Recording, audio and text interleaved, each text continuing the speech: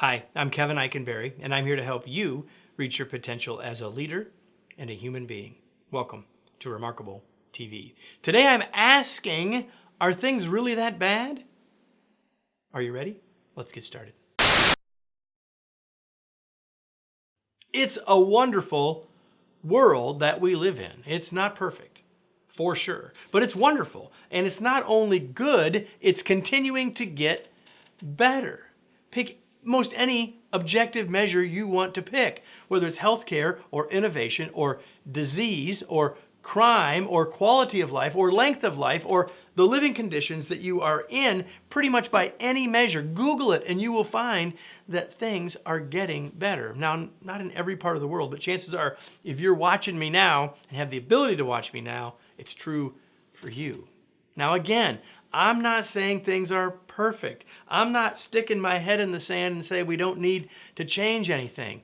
I'm saying that we're doing pretty darned good and that success isn't really about perfection anyway, is it? So if things are good and getting better, why are we so gloomy? I got 4 reasons for you. Reason number 1 is fear. As humans, we tend to focus on the negative, remember the negative, and maybe it's because we're trying to survive, I suppose, but we worry about stuff. And we say, well, what if this happened? We live at some level in a fear of things going bad. So we're watching for the negative. Number 2, the news media. I'm not talking about fake news or non-news. I'm not talking about any one outlet. As long as there has been news media, what I'm about to say has been true. Problems sell. Right? What's on the news? Disasters and criminal activity and violence and mishaps and conflict and accidents. That's what we get because that's what sells. That creates viewers and eyeballs and clicks. It always has. It probably always will. When the USA Today newspaper came out, the goal was to create a positive news paper. How long did that last? Not very. Why not? Because problems sell. Number 3, we have a short memory. Personally, we have a short memory because we tend to remember the most recent things we've heard right away. So if we're getting fed negative stuff in a variety of ways, then we're going to remember it because of the recency effect. We tend to remember what we've heard most recently. And we have a short memory historically as well, which means whatever's going on right now is the biggest, the baddest, the worst, the best, or whatever. We don't compare it to anything in the past. Take any sort of disaster or situation, and usually we say, man, this is the worst it's ever been.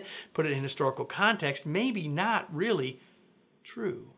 And number 4, making perfect the goal. Now, I said a few minutes ago, success isn't really perfection, right? And you probably were nodding with me, and yet many people continue to say, as long as there's something wrong, we need to fix that thing. And if we keep putting our focus on the thing that's wrong, the next thing that's wrong, the personal grievance that we have, until we fix everything, nothing's going to be great. If we take that approach, we're going to have a really negative outlook. I am saying that we as leaders must be about continuous improvement. I'm all for it.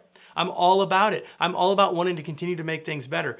We got a much better chance of making things better, however, both in our own head and with others, when we put that in the context of where we already are, what's really already happening, right? See, the world needs people who want progress, but are positive about the present and want opportunities for continuous growth. They want to make things better, but they realize that they're not awful now. And so the improvement is coming from a place of where we are as opposed to a place of, oh, ain't things awful.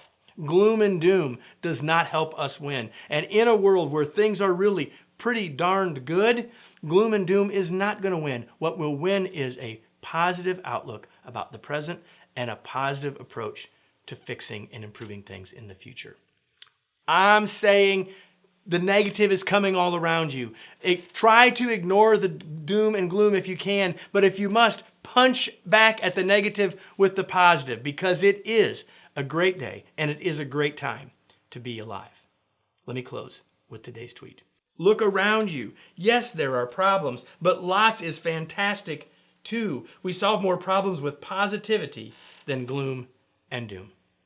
Well, I felt like this was a bit of a rant from Kevin, and I don't know if they're all rants, but I know that every week I'm right back here with another Remarkable TV episode, and you can join us by subscribing on YouTube if that's where you're watching, or by signing up so you can get an email every week so that you know that the new episode has arrived. Because every week there will be another episode of Remarkable TV.